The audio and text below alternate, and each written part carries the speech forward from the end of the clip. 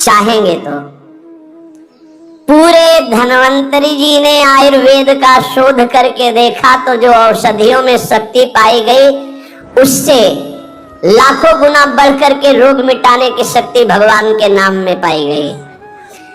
जैसे किसी वैज्ञानिक कैंसर के विशेषज्ञ जब उन्होंने सरकार की बात सुनी गतून करते हैं ऐसे, तो उन्होंने कहा इसका विज्ञान सपोर्ट नहीं करता है, क्योंकि विज्ञान प्राकृतिक बुद्धि का सपोर्ट करता है। भजन बल से वो किसी के रोग नष्ट नहीं करते थे, बहुत दैन्यता से वो रोग, तो दया आ गई, करुणा आ गई, उस रोग को अपने ऊपर ले लिया और उसके रोग की निवृत्ति कर दी। जैसे भाई जी को करुणा आई, राधा बाबा के रोग को अपने ऊपर ले लिया, उनको रोग की निवृत्ति कर दी। ऐसे महापुरुष जन कर नाम से वो अपने रोग नहीं मिटा सकते थे क्या? अपना पैर कटवा लिया, अपना नहीं करते, क्योंकि लिया है उन्होंने स्वीकार। यही तो संत महापुरुषों की महिमा गाई गई है कि वो दूसरों के लिए अपने कष्ट को बढ़ा देते हैं और उनको पता नहीं है, उनको पता भी नहीं चल। राधा बाबा को तो श्री कृष्ण चंद्र जी ने कहा कि जो भाई जी महीनों से अस्पताल में पड़े, ठीक नहीं हो रहे, वो आपका प्रारब्ध भोग रहे। तो बाबा जा करके बोले भाई जी ने क्यों व्यर्थ की बात कर। जब उन्होंने कहा नहीं श्री कृष्ण ने कहा है, तो उनका बाबा हमें कोई फर्क नहीं पड़ता, लेकिन आपको फर्क पड़ जाता, इसलिए हमने प्रारब्ध को आपके स्वयं ले लिया है। नाम जप से अच्युतानंद गोविंद नामोच्चारण भेषजात नश्यन्ति सकलाः रोगाः सत्यम सत्यम वदाम्यहम्। अब आप एक प्रसंग पर ध्यान दीजिए, महाप्रभु चैतन्य देव के जब तीर्थ याटन में महाप्रभु चैतन्य देव विचरण कर रहे थे तो एक नगर में गए, जहां जाते थे हजारों लाखों लोग उनके दर्शन के लिए दौड़ पड़ते थे। महाप्रभु साक्षात प्रेम मूर्ति और भगवान करुणा करके ऐसे रूपों में आते हैं जगत मंगल करने के लिए। हरि बोल, तो पूरा समुदाय भावावेश में हो जाता, हरि बोल, मोर प्राणनाथ कृष्ण, अश्रुप्रवाह तो सब विकल हो जाते। जैसे भरत जी चित्रकूट में सिया राम, तो पूरा चित्रकूट मानो सिया राम में हो गया। उस नगर के लोग परमानंद का लाभ ले महाप्रभु चैतन्य देव चल दिए। एक वासुदेव कुष्ठी थे जिनके गलित कुष्ठ शरीर में था, वो चल नहीं सकते थे, तो घुटनों के बले से रगड़ रगड़ करके वहां आए। जब वहां आए तो भीड़ लगभग जा रही थी, तो उनका कहाँ गए वो सन्यासी महापुरुष जिनके सब दर्शन करने आ रहे थे, मैं नीच भी दर्शन करने आया, कहाँ गए? बोले वो तो चले गए। बहुत विकल हुए, रो पड़े कि वैसे ही दुर्दशा भोग रहा हूं, एक बार नाम सुना था, दर्शन पाने के लिए आया, वो तो चले गए, हाय अब कैसे, मैं चल भी नहीं सकता, दौड़ भी नहीं सकता। इतनी विकलता कि महाप्रभु एकदम खड़े हो गए और दौड़ पड़े वापस और लौट करके आए। ओ जय देखा सामने गौर वर्ण गौरांग महाप्रभु, चिल्ला कर रो पड़े, अरे करुणा में प्रभु। बोले सिर्फ आपके लिए आया हूं, सिर्फ आप। अब आप देखिए महाप्रभु ने पकड़ कर खड़ा किया, वो रो रहा, छुओ मत, मेरे शरीर में पीप है, दुर्गंध है प्रभु, मैं नीच हूं, छूने लायक नहीं। प्रभु ने खड़ा किया और ऐसे जे ही गले से लगाया, वो तो चीख पड़ा, प्रभु आपके परम पावन देह के स्पर्श लायक ये दे नहीं, नाथ आपके शरीर में पीप लग जाएगी। महाप्रभु ने बिल्कुल नहीं सुना और ऐसे गले से लगाया और कहा तुम्हारे स्पर्श से श्री कृष्ण के आलिंगन का सुख मिल रहा है। जे भी आंख खोलकर वासुदेव कुष्ठी ने देखा तो कहीं कोई कुष्ठ नहीं। वैज्ञानिक मानेंगे इसे, आप चैतन्य चरित्र में पढ़ लीजिए, जे ही महाप्रभु चैतन्य देव ने आलिंगन किया, एक भी कुष्ठ का दाग नहीं रह गया। क्या हुआ? कृष्ण नाम का प्रभाव। एक आत्महत्या करने जा रहे थे, गलित कुष्ठ था, भाई जी के पावन चरित्र में पढ़ लीजिए, तो कंबल ढके हुए उनको किसी ने कहा कि मरने से पहले एक बार भाई जी के पास चले जाओ, ऐसे महापुरुष के दर्शन करके ही मरो जब तुम्हें मरना ही है। तो पर एक बार उनका उद्देश्य था कि भाई जी के पास जाएगा तो इसका विचार बदल जाएगा, आत्महत्या का जो है ये विचार नहीं रहेगा। भाई जी ऑफिस में थे, किसी ने कहा कोई बहुत अपने शरीर को ढके हुए केवल आंख दिखाई दे रही और रो रहा है, कह रहा है एक बार भाई जी के दर्शन करा दो। भाई जी तत्काल भावावेश में हो गए और बुलाया, हाँ, क्या सेवा करे, क्या बात, आप क्यों रो रहे हैं? उन्होंने कहा कि प्रभु मैं बहुत पापी और नीच हूं। नहीं नहीं भाई ऐसा मत बोलो, क्या बात है, आप कंबल से अपना मुख क्यों ढके?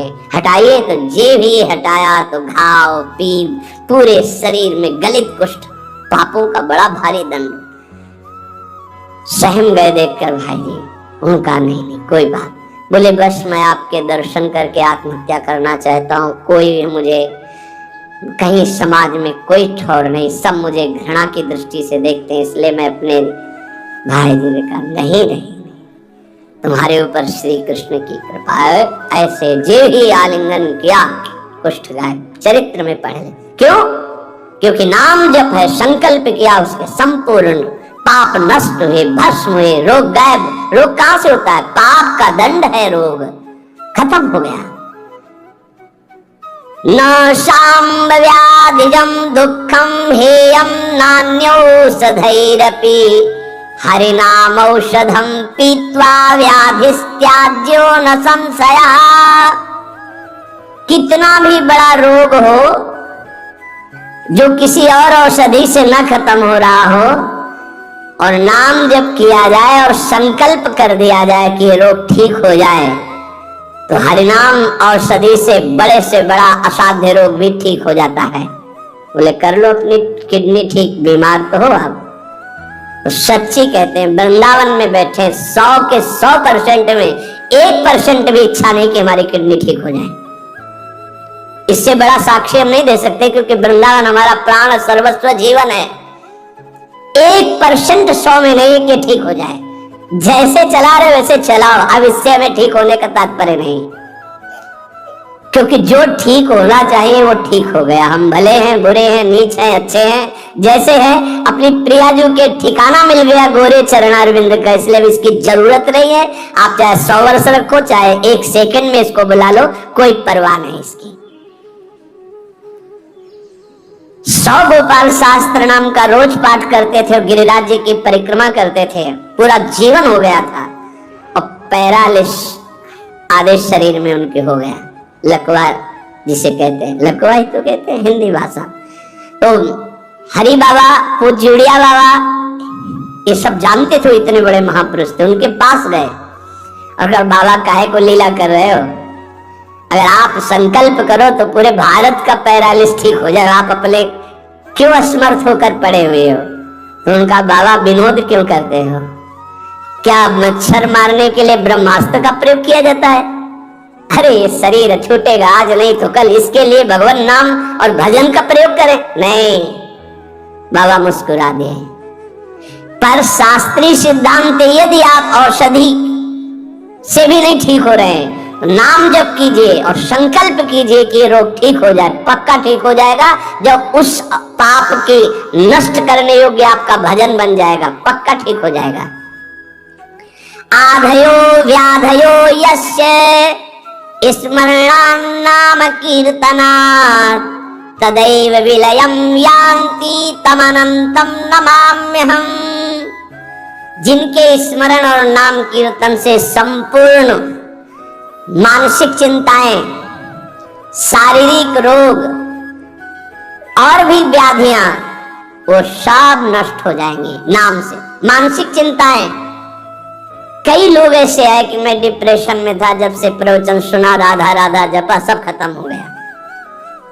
बाहर से सुनकर राधा राधा खत्म हो जाए, अगर आपको कहीं ऐसा है, इसका मतलब आप बात ही नहीं सुन रहे, नाम ही नहीं जप रहे। अरे नाचने का मन होता है। आधयो व्याधयो यस्य स्मरणान् नाम कीर्तनात्, कोई भी मानसिक या शारीरिक कष्ट से व्यापता ही नहीं जो नाम जप कर रहा है।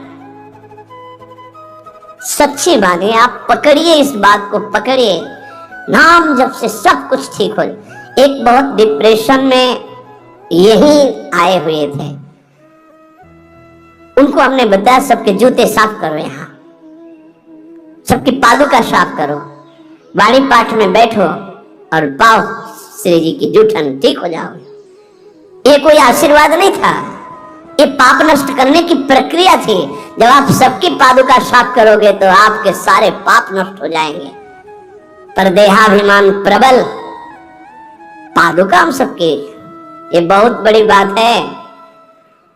बड़े सौभाग्यशाली जिनको ये रहस्य पता चल जाए कि सब संतों के बाथरूम साफ करने का अवसर मिले, पादुका साफ करने का अवसर मिले, जूठन फेंकने का अवसर मिले, तो अहो भाग्य, जीत गए आप इस माया पर ये बात सबकी समझ में नहीं आएगी, क्योंकि अभिमान नष्ट होता है। जिस समय आप दूसरों की पादुका साफ करेंगे उस समय आपके पाप और अभिमान दोनों का नाश हो जाएगा। पर ये बहुत कठिन बात है, बहुत कठिन बात है। सब लोग खड़े हो और आप उनकी पादुकाएं, और कोई कठिन बात नहीं। आप गुरुद्वारा जो साहब कहते हो, वहां चाहे आप जितने बड़े पदाधिकारी हो, वहां अगर सेवक हो तो वहां पहले जोरी सेवा मिलती, पादुका की सेवा करो, और सब करते हैं। सर्वरोगोपशमनम सर्वोपद्रवनाशनम शांतिदम सर्वरिष्टानाम हरे नामानुकीर्तनम। गंगा के किनारे पूज्य हरि बाबा विचरण कर रहे थे तो 10 गांव के लोग एकत्रित होकर आए और कहा, बाबा गंगा जी जब बढ़ती तो पूरा हाहाकार मच जाता है, हमारे खेत बह जाते हैं, गांव पूरा जीना मुश्किल हो जाता है, ना कोई इस बात को समझ पा रहा है और ना हम में कोई सामर्थ्य है। बाबा कृपा करो, आपके पास तो बहुत लोग आते रहते हैं। हरि बाबा विश्व प्रसिद्ध महापुरुष थे, उड़िया बाबा सदैव साथ रहते थे। अनूप शहर, हरि बाबा ने सबकी करुण पुकार सुनी तो बाबा ने कहा, हाँ हमारे पास एक बहुत बड़ा पावर है, नाम सुनो, सबको साथ देना पड़ेगा। क्या? बोले बालू का बांध बांधेंगे। हमारे पास पैसा नहीं, हमारा कोई सहयोग नहीं, तो हम बालू का बांध। तो बोले बालू का बांध गंगा जी? बोले जहां नाम जप करके तसला रख दोगे बालू का, गंगा जी चाहे जितनी बाढ़े उसको काट नहीं सकती। तो जानते हो अब तो बहुत बड़ा बांध बना हुआ है, उसको हरि बाबा बांध से ही कहते हैं, हरि बाबा के नाम से ही बांध। पर बाबा ने पहला बांध जानते हो काहे का बनवाया? बालू का, भर भर के बालू, नाम उच्चारण हो रहा है, हरे कृष्ण हरे कृष्ण। बाबा यह कीर्तन करवाते थे और ऐसे तसला फावड़े में भरा जा रहा है, कृष्ण कृष्ण कृष्ण, और रखा जाता है कृष्ण। बोले गंगा जी की सामर्थ्य नहीं कि काट दे। ऐसा ही हुआ, गंगा जी बहुत बढ़ी पर दिशा बदल दी, बांध का स्पर्श ही नहीं हुआ। और आगे चलकर जब पता चला कि बाबा ने ऐसा बांध, तो फिर सब मिलकर सरकार ने भी बहुत सुंदर बांध बना हुआ है और आज भी कीर्तन अखंड चलता रहता है। बहुत बड़े बड़े महापुरुष वहां बैठ करके साधन भजन भी किए। हरि बाबा उड़िया बाबा जब थे तो भाई जी महाराज बड़े बड़े संत जाकर वहां सत्संग करते थे। नाम का प्रभाव गंगा जी ने नहीं स्पर्श किया, उस बांध को जो बालू का बांध दिया गया। आप समझते क्या? नाम में अपार। कैसे कोई वैज्ञानिक मानेगा इस बात को कि ये नाम का प्रभाव। रोज नाम कीर्तन में वर्षों से भक्त जाते थे। बाबा ने पूछा, देखो अगर संत किसी को पूछते हैं तो आप ये समझ लो कि आपके जन्म जन्मांतरों के सुकृत सफल हो गए कि आप उनकी स्मृति में हैं। वैसे तो दृष्टि नहीं जाती, पर सब जब जहां अपनापन हो जाता है दृष्टि, वो भगत नहीं दिखाई दे रहे। उनका प्रभु तो आज ही पधार गए बिना कीर्तन के। ये कोई 200-400 वर्ष नहीं हुए हरि बाबा को गए, भी बहुत 60-70 वर्ष हुए होंगे। उड़िया बाबा, हरि बाबा, भाई जी सब एक समकालीन महापुरुष है।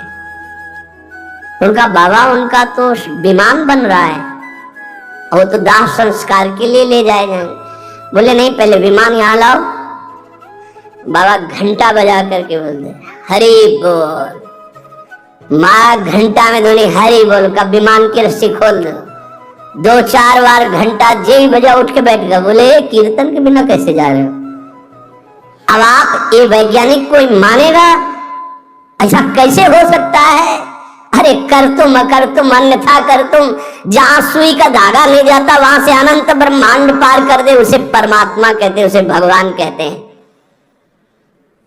कीर्तन हुआ, बोले अब जाओ जाओ हमारे हरि के पास। तत्काल मूर्छाई, शरीर छूटा, विमान पे चिता। ये हजारों की भीड़ के बीच में हुआ, कोई अकेले एकांत में नहीं हुआ। कई लोगों को प्रश्न हुआ कि बाबा की वास्तविक किडनी खराब है। किडनी के मरीज नहीं है, शरीर किडनी का मरीज है। लेकिन जब हम होते हैं तब किडनी के मरीज नहीं होते, और जब किडनी के मरीज होते हैं तो हम नहीं होते। ध्यान रखना, अभी तुम समझो।